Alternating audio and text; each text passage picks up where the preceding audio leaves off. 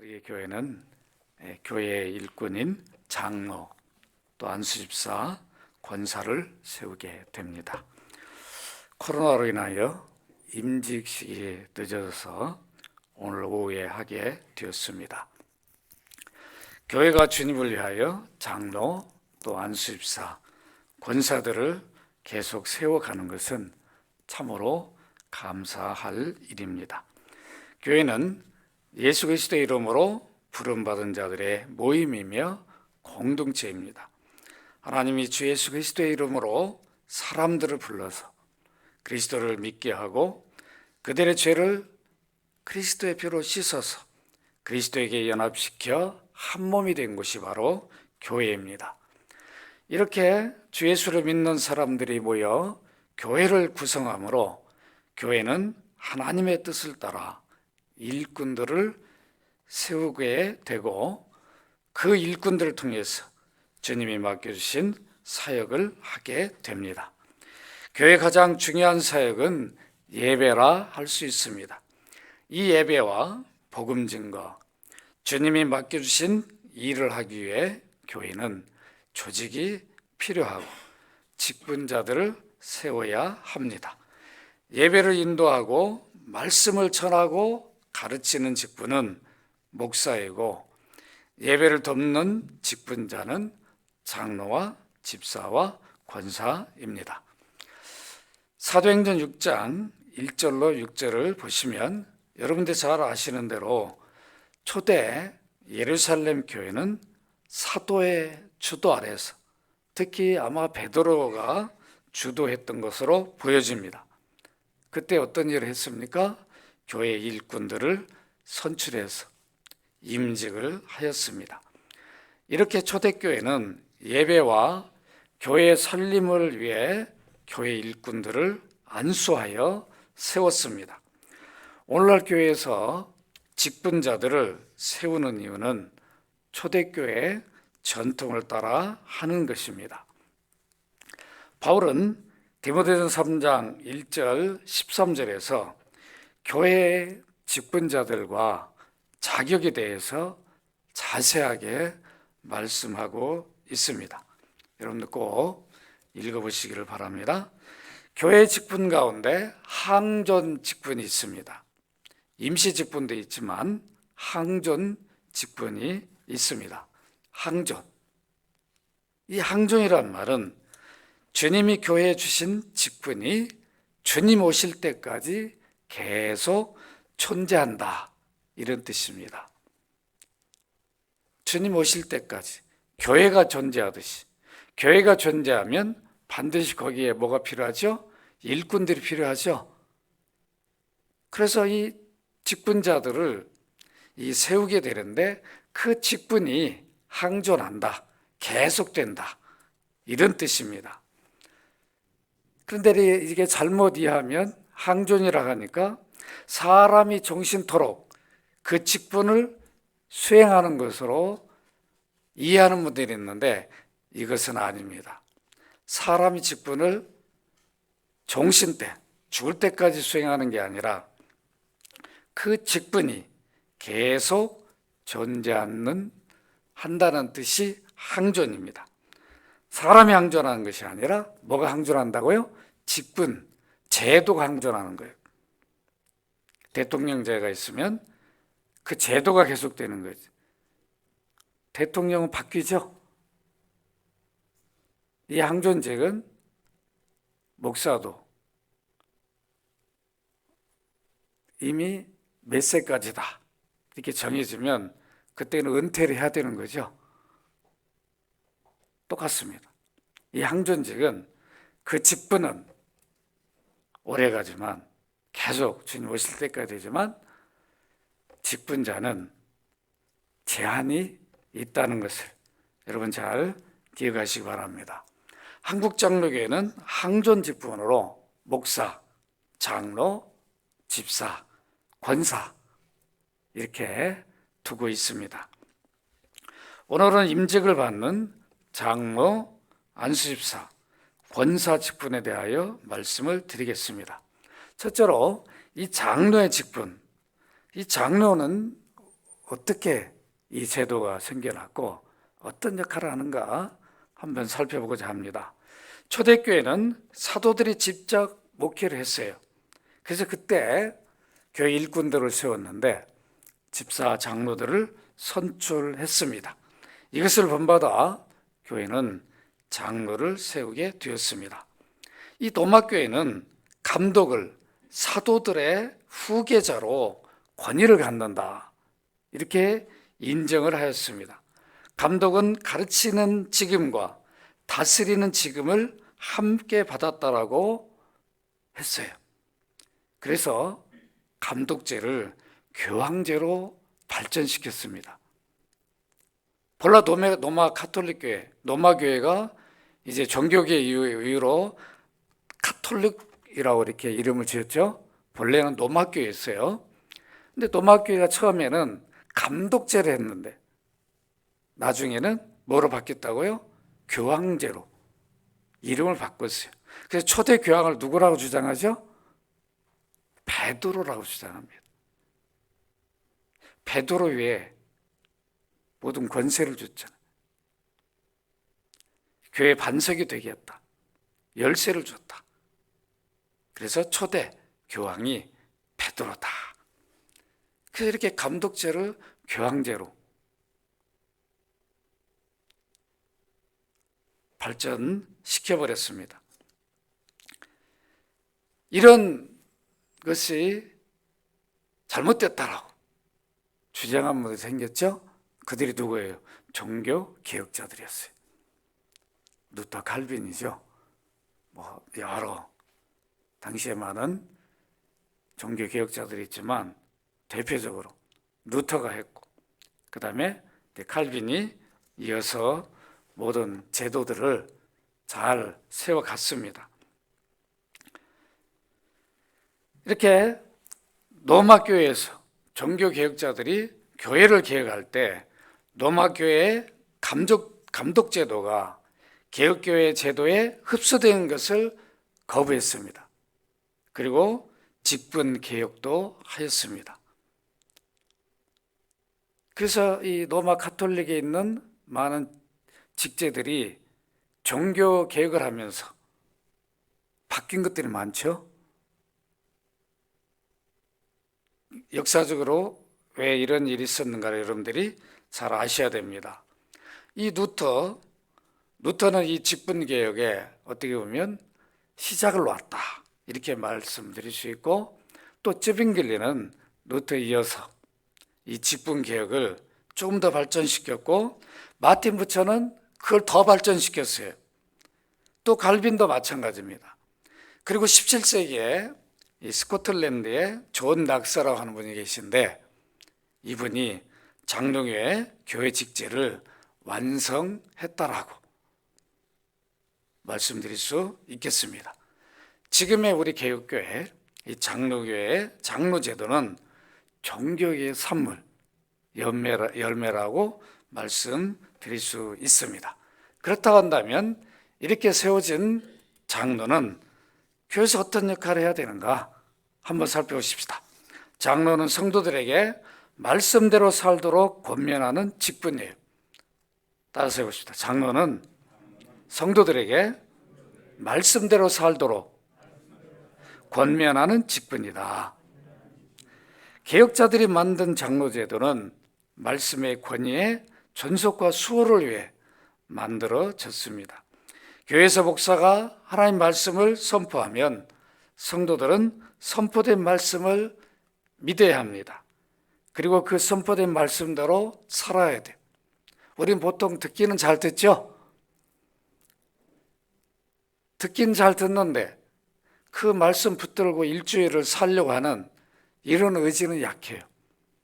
그러니까 잘 안 바뀌는 거죠. 들은 말씀대로 살아야 됩니다. 선포된 말씀대로 성도들이 살도록 권면한 일을 누구에게 맡겼는가? 장로들에게 맡겼어요. 그러니까 장로님들은 이렇게 봐야 돼요. 성도들이 똑같이 말씀을 받았는데 말씀대로 그대로 살고 있는지 안 살고 있는지, 그렇게 안 살고 있다면 권면을 해야 됩니다. 장로는 목사가 선포한 말씀대로 사는 본을 성도들에게 보여줘야 돼. 자기도 똑같이 들었으니까. 나도 이렇게 순종해서 말씀대로 산다. 그 모습을 보이고, 그 다음에 성도들 하여금 그대로 교회에서 듣고 배운 대로 가르침을 받은 대로 살도록 권면하는 일, 이 일을 맡은 직분이 장로이다. 그래서 이 직분 때문에 세워졌기 때문에 교회 장로를 권면하는 장로, 섬기는 장로다, 이렇게 부릅니다. 디모데서 5장 17절에 보면 다스리는 장로가 나와요. 그러니까 이 문자적으로 해석해가지고 장로는 교회에서 막 다스린다, 물리적으로 막 다스리는 것으로 오해하는 분들이 있는데 그렇지 않습니다. 여기 다스림은 물리적 다스림이 아니라 신령한 다스림, 영적 다스림이에요. 그러니까 말씀을 들은 대로 장로들이 본을 보여야 돼요. 또 성도들을 보면서 그 말씀대로 살도록 잘 권면하는 일이 바로 장로가 맡은 직분이다, 이렇게 말씀드릴 수 있습니다. 그런데 지금 한국교회는 이와 같은 신령한 권면, 영적인 권면, 또 섬기는 사역을 하기보다는 다스리는 일을 많이 해요. 그래서 이게 충돌이 많이 일어나죠, 교회 안에. 왜 그런가? 이거 잘못 알고 있기 때문에 그런 것입니다. 교회의 중요한 일들을 하는 건 중요한데 결정하고 집행하는 그것이 주 임무로 생각하고 본래 주어진 일은 바르게 하지 않아서 교회들의 여러 어려움들이 나타나는 것을 볼 수 있습니다.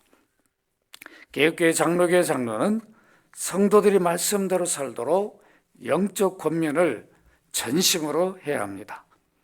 장로는 신방하는 직분입니다. 따라서 장로는 신방하는 직분이다. 신방을 해야 되는 거죠. 공식적으로 돼야 되지만 언제든지 교제를 나눠야 돼요. 그 성도들을 잘 살필 수가 있어야 됩니다.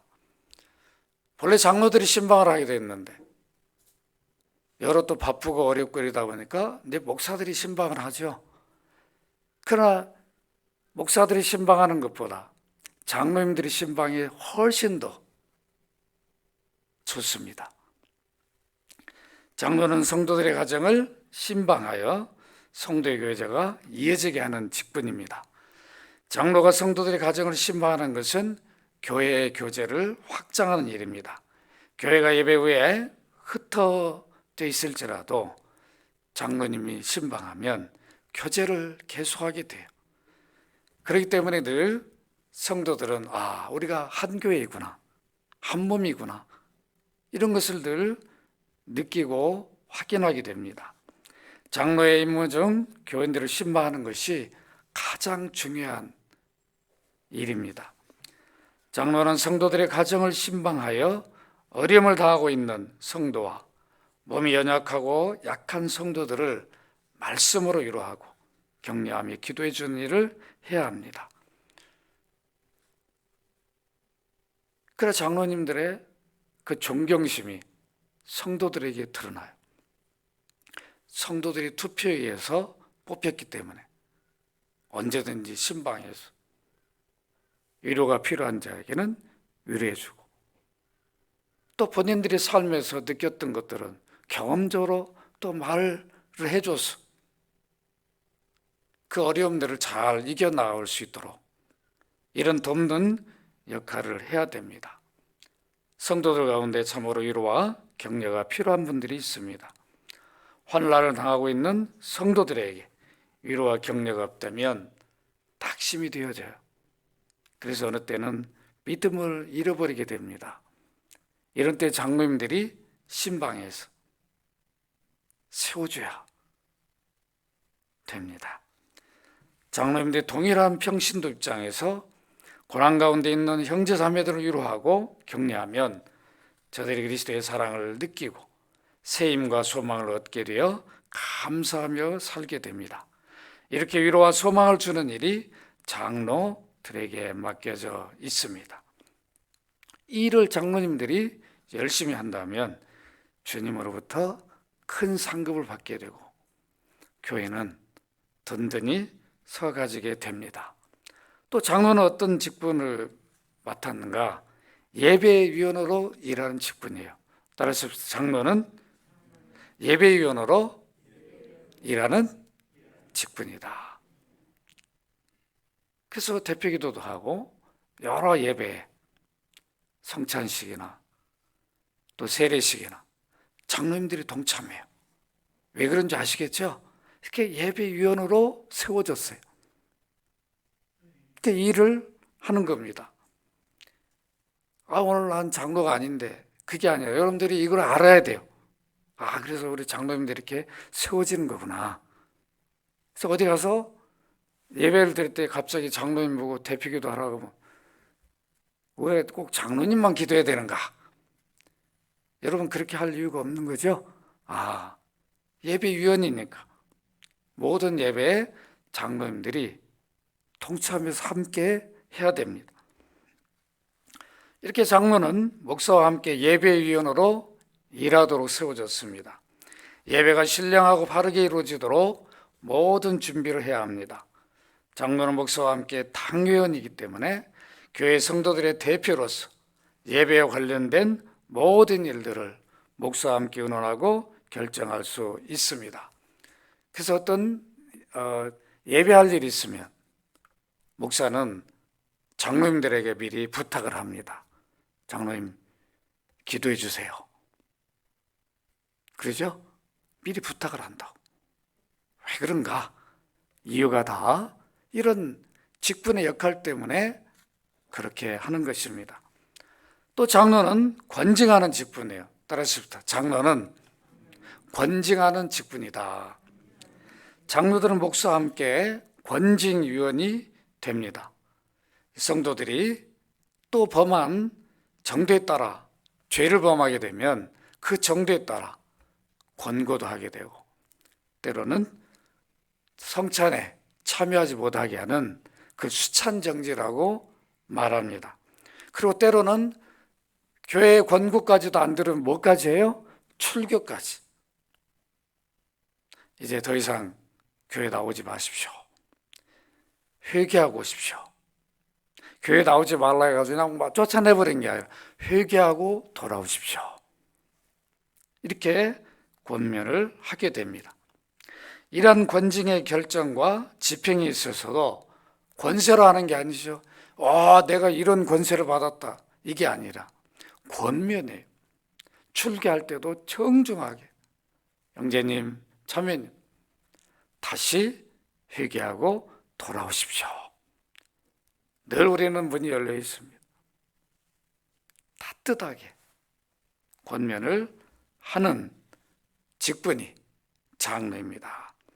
그래서 장로는 다스리는 지례장로라 말하기보다는 권면하는 장로다. 이렇게 부른 이유가 거기에 있습니다. 장로가 이 귀한 일들을 하기 위해서는 믿음과 행실에 있어서 성도들에게 본을 보여야 합니다. 그래야 이 권징을 할 때 성도들이 순종할 수가 있어요. 장로님도 내가 볼 때는 문제가 많은데 왜 나한테 이런 권징을 합니까? 이러면 그 권징이 효과가 없어져요. 그래서 늘 장로님들은 자기 자신의 삶을 돌아봐야 합니다. 그래서 믿음과 행실에 있어서 성도들에게 본을 보여야 돼요. 그래서 디모데후서 3장 여러분 1절로 13절에 보면 잘 나타나 있어요. 바울이 무엇을 강조하는가 잘 드러내 줍니다. 교회 앞과 교회 밖의 사람들에게 책망을 받지 않는 인격과 믿음을 가져야 합니다. 디모데후서 3장 7절에 보면 외인에게서도 선한 증거를 얻은 자라야 할지니, 이렇게 말씀하고 있어요. 비방과 마귀의 올매에 빠질까 염려하라. 이렇게 장로 직분을 받았는데 교회 밖에서 존경을 받는 게 아니라 늘 그들의 뭔가 부끄러운 모습들을 드러내서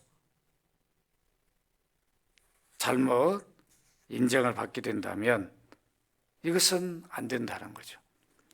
장로는 가정생활에 있어서도 자녀들을 믿음으로 바르게 교훈하는 믿음의 사람이어야 합니다. 그래서 디모데전서 3장 4절에 보면 장로의 자격에서 자기 집을 잘 다스려 자녀들로 모든 공손함으로 복종하게 하는 자라야 할지며, 자녀들도 믿음으로 잘 살도록 바르게 교육을 해야 되고 자녀들로부터 존경도 받아야 됩니다. 이 두 번째로 안수 집사의 직분입니다. 사도행전 6장 2절에 6절을 보시는 대로 이미 앞에서 보신 대로 예루살렘 교회는 처음으로 사도들에 의해서 안수하여 집사들이 세워졌습니다. 왜 세웠는가? 무엇을 하라고 세웠는가? 집사는 재정을 관리하는 직분입니다. 따라서 합시다. 집사는 재정을 관리하는 직분이다. 집사는 재정을, 교회 살림을 맡았습니다. 교회 재정 관리를 할 때 정직하고 바르게 해야 합니다. 다 성도들이 주님 앞에 드려진 헌물이에요. 그래서 소중하게 해야 합니다. 교회 재정 관리를 잘하기 위해서는 가정에서도 자녀들의 본이 되고 믿음으로 바르게 지도하고 가르쳐야 합니다. 교회 밖에서도 믿음의 사람이라는 칭찬을 받는 사람이 한다로 바울은 디모데전서에서 밝히고 있습니다. 또 집사는 어떤 직분인가? 구제하는 직분이에요. 다시 합시다. 집사는 구제하는 직분이다. 교회 안과 밖을 늘 살펴서 생활에 어려운 사람이 누구인가? 어느 정도 어려운가? 그래서 그들을 살핀 대로 집사회에서 모여서 재정으로 구제할 수 있도록 해야 됩니다. 그 교회가 어려운 사람들을 다 돌아다니며 살피는 수는 없어요. 집사님들이 이 일을 해야 됩니다. 교회 안에도 은밀하게 해야 되는 거죠. 누가 어려운가? 이건 절대로 밝히면 안 되는 거죠. 구제는 누가 구제를 받았다, 누구한테 줬다 이러면 안 되는 거죠. 완전하게 비밀을 지켜야 돼요. 집사회에서 안에서 정한 것은 절대로 외부로 유출시키면 안 됩니다. 이렇게 집사의 역할이에요. 먼저 교회 안에 있는 어려운 성도들을 선별해서 어려운 생활을 도와야 됩니다. 물질적으로 너무도 어려우면 믿음 생활도 제대로 할 수가 없어요. 그런 분들은 어느 정도 회복되도록 교회가 지원을 해줘야 됩니다. 어려운 사람 돕는 일은 교회 안에만 하는 게 아니라 교회 밖에 이웃들에게도 구제를 해야 됩니다. 그래야 그들이 그리스도의 사랑을 경험하게 돼요. 왜 우리하고 상관도 없는데 왜 돕는가? 그리스도의 사랑 때문에 돕는 거죠. 그래서 우리 이웃들이 그 사랑을 느끼면 이게 예수님의 사랑이구나. 그들이 간접 경험하게 돼요. 고대교회는 가난한 사람들과 병자들을 도왔습니다. 그리고 노예들을 해방시키는 일까지도 했어요. 다 지원해가지고. 너무도 힘들고 어려우면 노예로 갔어요. 가서 종으로 사는 거죠. 가서 해방도 하는 이런 일까지도 했습니다. 이제 셋째로 권사의 직분입니다. 권사들은 장로의 직무와 집사의 직무를 겸하는 직분이에요. 따라서 봅시다. 권사들은 장로의 직무와 집사의 직무를 겸하는 직분이다. 어느 때는 장로님이 하는 일에 함께 참여해야 되고, 어느 때는 집사님들 하는 일에 함께 참여해서 그 일을 돕고 협력을 해야 합니다. 본래 성경에는 없는 직분이지만 교회의 필요에 의해서 만든 직분입니다. 권사들로 장로들처럼 신방과 권고와 이루하는 일을 해야 합니다. 특히 권사님들은 교회의 자매들을 신방해야 돼요. 이 장로님들이 교회 자매들을 신방하기가 때로는 어려울 때가 있어요. 그럴 때는 권사님들이 신방을 해서 말씀으로 위로하고 권고하고 이 일을 해야 합니다. 젊은 여자 성도들이 교회에서 어떻게 바르게 신앙생활 해야 하는가를 가르쳐 줘야 됩니다.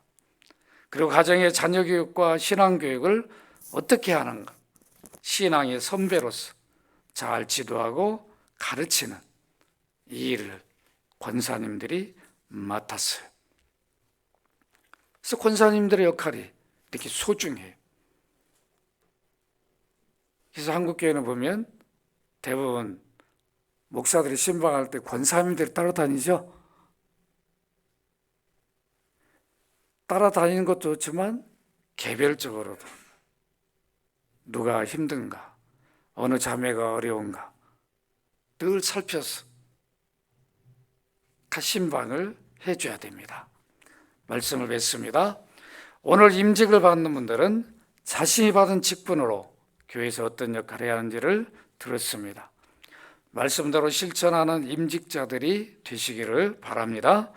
그리고 앞으로 장로, 권사, 집사들이 되셔야 할 모든 성도들은 직분의 대상자들이라는 것을 잊지 말아야 돼요. 나도 이제 장로가 돼야 되겠다. 나도 안수집사가 돼야 되겠다. 나도 이제 권사가 돼야 되겠구나. 그 미리 준비를 해야 돼요. 이 직분을 사모해야 됩니다. 너무도 소중한 직분이죠. 이 과거에는 어느 정도 직분을 사모했는가? 한 교회 장로님이 나오면 그 가정은 영광으로 막 여겼어요. 그래서 그 장로를 이어가려고 사모하고 그랬어요. 우리 아버지가 장로 된 것처럼 나도 꼭 장로가 돼야 되겠다.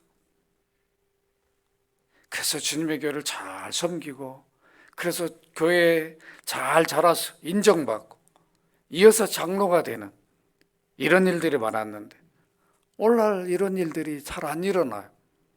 그게 다 끊겨버리는 거죠. 대가 그러면 안 되는 겁니다. 이런 직분을 소중하게 여기면 자녀들이 부모들을 본받아서 나도 꼭 장로가 되겠다. 나도 꼭 권사가 돼야 되겠다. 나도 꼭 안수집사가 돼야 되겠다. 이런 마음을 갖게 되는 거죠. 여러분들이 이렇게 되시기를 바랍니다. 이렇게 돼야 됩니다. 그래서 내가 우리 연합교회 이 전통을 이어가야 되겠다.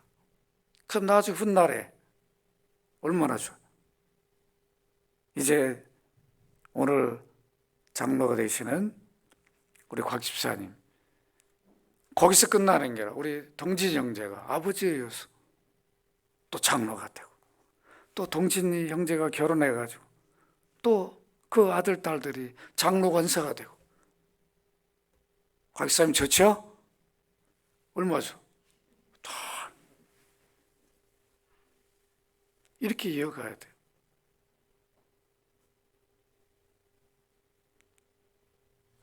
우리 다 믿음의 선배들은 그런 걸 사모했어요. 자랑스럽게 여겼어요. 우리 할아버지가 장로님이고 아버지도 장로님이고 내가 3대째 장로가 됐습니다. 이런 걸 자랑으로 여겼어요.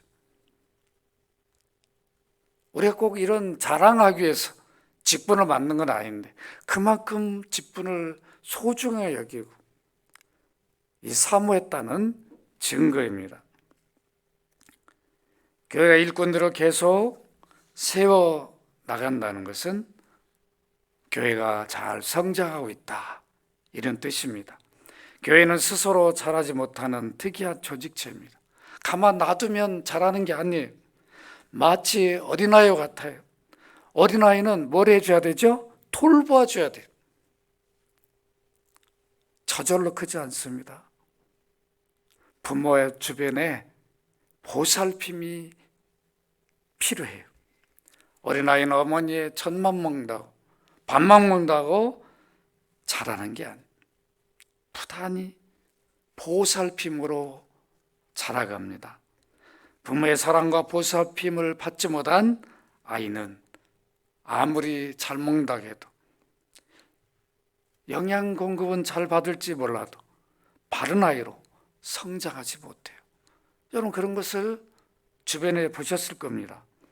어린아이가 바르게 성장하기 위해서는 영양 공급만이 아니라 사랑으로 잘 보살핌을 해줘야 됩니다. 똑같아요. 교회도 그리스도의 분량에까지 성장하기 위해서는 말씀으로 영양을 공급받아야 되고, 교회의 일꾼들인 장로, 안수집사, 권사들로부터 사랑으로 보살핌을 받아야 됩니다. 그래서 섬기고 수고가 요구됩니다. 주님의 교회를 봉사할 때 직분자들은 주님을 사랑하는 마음을 해야 돼요. 어떻게 해야 된다고요? 주님을 사랑하는 마음을 해야 돼요. 주님을 사랑하는 마음이 없다면 봉사하기 힘들어요. 조금 하다가 시험에 들어요. 나만 해야 되는 거.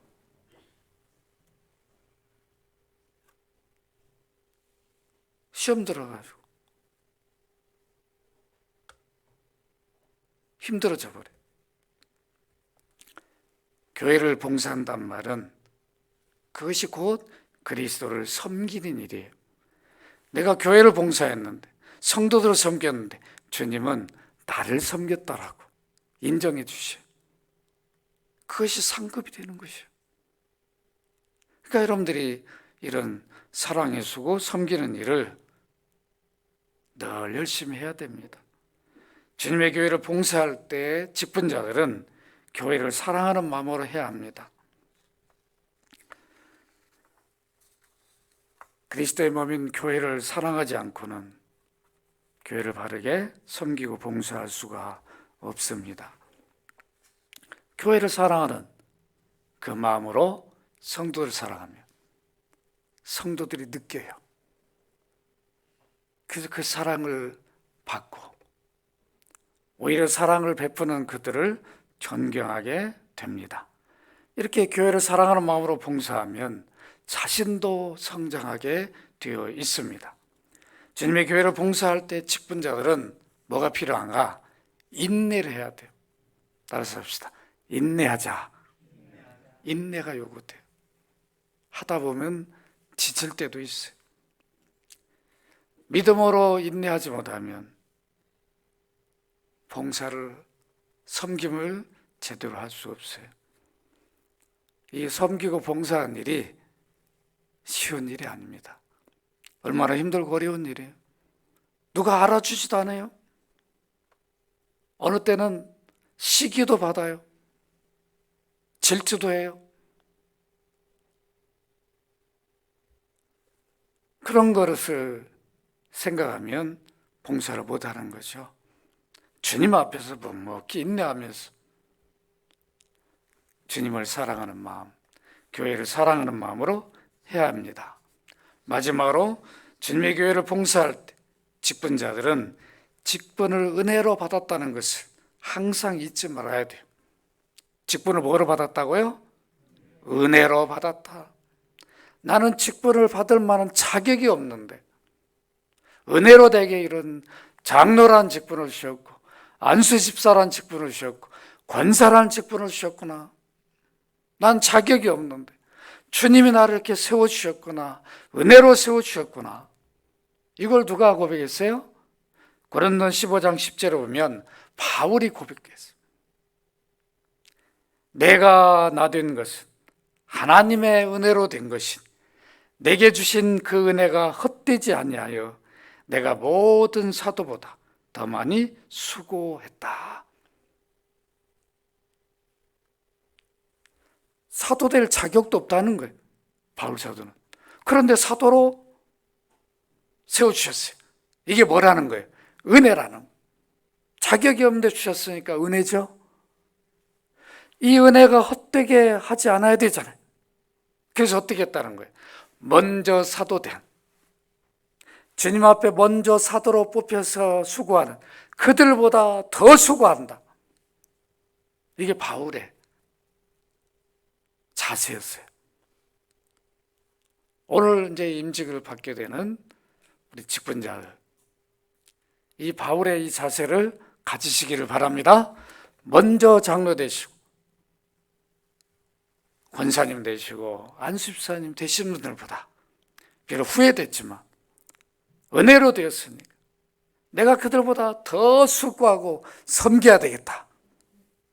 이런 마음 자세를 가져야 됩니다. 우리들 직분을 받을 만한 자격이 없음에도 은혜로 받았기 때문에 직분을 영광스럽게 여겨야 됩니다. 그리고 교회 일꾼으로 세우신 하나님께 감사를 해야 됩니다. 이 마음만 있다면 먼저 임직을 받은 선배들보다 더 많이 수고하고 섬긴 역할을 감당할 수 있습니다. 이미 직분자로 세워진 분들과 오늘 직분을 받는 분들의 수고와 섬김을 통해서 우리 연합교회가 더 힘있게 주의를 감당하는 교회로 세워지기를 바랍니다. 거룩하신 아버지, 오늘도 말씀을 통해서 교회 일꾼인 장로, 안수집사, 권사의 직분이 무엇이고 어떤 역할을 해야 하는가 깨닫게 해주심을 감사드립니다. 오늘 말씀을 들은 대로 각자 주어진 직분의 사명을 감당하는 직분자들이 되게 하여 주옵소서. 우리 모든 연합교회 성도들이 직분을 사모하게 하시고 그래야 장로, 안수집사, 권사들이 되어서 주님이 원하는 교회로 든든히 세워가는 모든 성도들 되게 하여 주옵소서. 오늘 직분자로 세움받는 귀한 종들에게 은혜를 입히시고 오늘도 오후에 3시에 있을 임직식에 주님 크신 은혜 주심으로 직분자들 뿐만 아니라 모든 성도들이 감사와 기쁨 속에서 임직식이 이루어지도록 복되게 하여 주옵소서. 주 예수 그리스도 이름으로 기도합나이다. 아멘. 자리에 일어서시겠습니다. 325장 찬송을 드리십니다.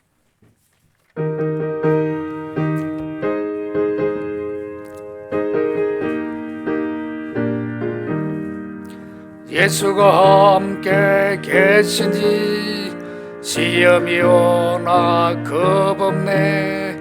기쁨의 근원 되시는 예수를 위해 삽시다.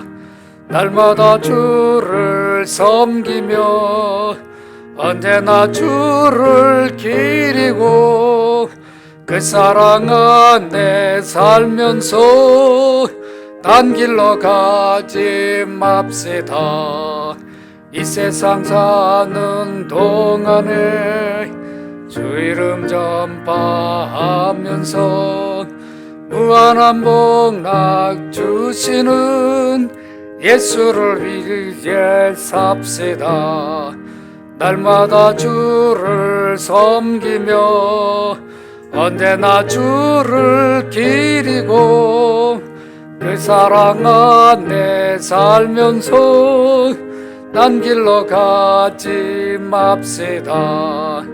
이 세상 친구 없어도 예수는 나의 친구니, 불의한 일을 버리고 예수를 위해 삽시다. 날마다 주를 섬기며 언제나 주를 기리고 그 사랑 안에 살면서 딴 길로 가지 맙시다. 주께서 심판하실 때 잘했다 칭찬하리니, 이러한 상급 받도록 예수를 위해 삽시다. 날마다 주를 섬기며 언제나 주를 기리고 그 사랑 안에 살면서 딴 길로 가지 맙시다. 아멘. 여호와는 여러분에게 복을 주시고 여러분을 지키시기를 원하며, 여호와는 그의 얼굴을 여러분에게 비추사 은혜 베푸시기를 원하며, 여호와는 그의 얼굴을 여러분에 행하여 드사 평강 주시기를 원하노라. 아멘.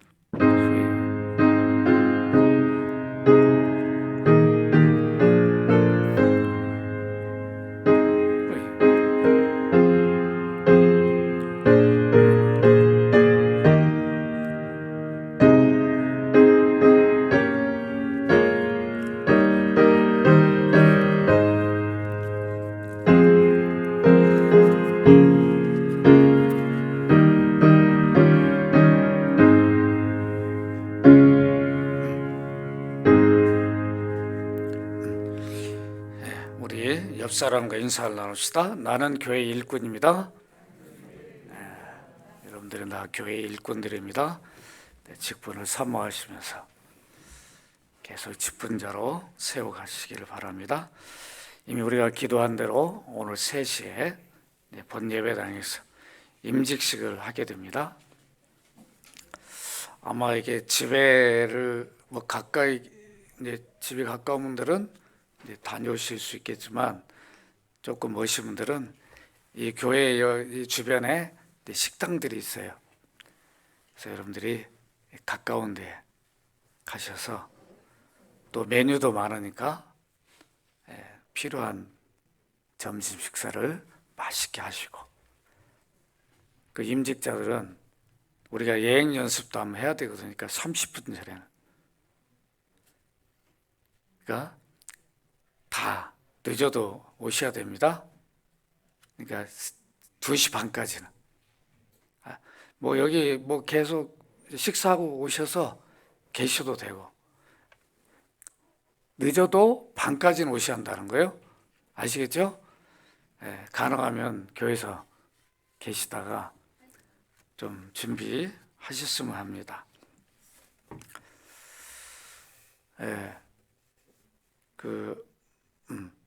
오늘 봤는데 어제 어디죠? 이태원이죠. 참 늘 제가 염려를 많이 했었는데, 참 그런 참 문화라고 하는 게 이렇게 무서운 거죠. 갑자기 이런 사고가 일어나서 많은 분들이 목숨을 잃었더라고요. 140명 정도가 된 거, 더 나올 것으로도 예측하고 있던데, 참 우리가 이 목숨이라는 게 얼마나 기가 막히겠어요. 그러지 않겠어요? 밤에 그냥 잠깐 놀러 간 사이에 그냥 이런 일을 참 당해버리는 그런 안타까움이 있는데, 여러분들 이런 일을 위해 기도하시기 바랍니다. 그 유족들 마음이 얼마나 힘들고 어렵겠습니까? 그리고 우리나라에 이런 일들이 발생하지 않고, 또 우리에게 어떻게 보면 이렇게 조심하도록 경고가 되는 것 같아요. 또 이렇게 위험한 이런 데는 참 우리가 늘 조심해야 되는 거죠. 네, 그렇습니다. 제가 할 말은 많지만 또 그런 얘기는 다음에 하는 게 좋을 것 같아요. 그래서 어쨌든 우리가 어려움을 당했을 때는 다 위로해주고 기도해 주시고, 그래서 여러분들이 또 이런 일들이 우리에게 다 교훈이 되고 있어요. 조심해야 된다. 그래서 항상 조심하시고 또 일을 위해 기도해 주시길 바랍니다. 잠깐 우리 장로님들은 당회로 또 우리 주집사님하고 잠깐 최창집사님과 좀 모여서 의논할 게 좀 있습니다. 하고 이제 각자 또 식사하시고 우리 성도님들은 3시까지 꼭 와주시기 바랍니다. 그래야 오늘 또 뭐도 해야 되냐면 나중에 선서하면 여러분들이 오케이를 또 해줘야 돼요. 우리는 못 받겠다 그러면 오늘 임직식 못 하는 거예요. 네.